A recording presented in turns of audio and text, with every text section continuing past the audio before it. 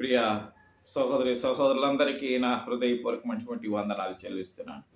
ఈ సమయంలో బైబిల్ గ్రంథమందు కొరింథీయులకు రాసినటువంటి పత్రిక మొదటి పత్రిక 15వ అధ్యాయము 33వ వచనం చదువుకుందాం.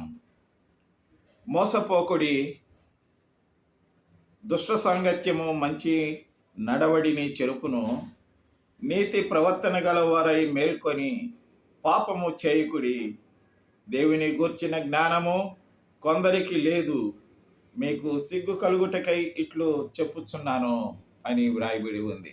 In English, do not be deceived, bad company reigns good morals.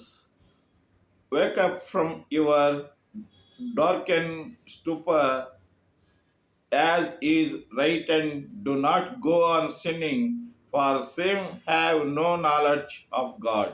I say this to your shame. ఈ విధంగా వ్రాయబడి ఉంది.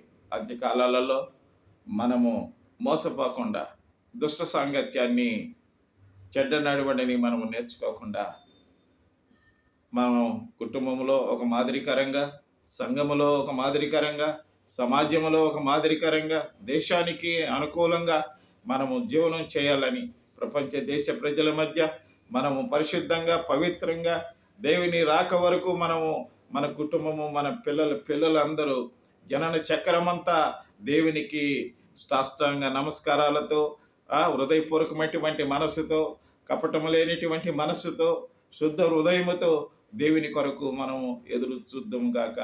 దేవుడు మనల్ని ఆశీర్వదించి బలపరచును గాక. ఆమేన్.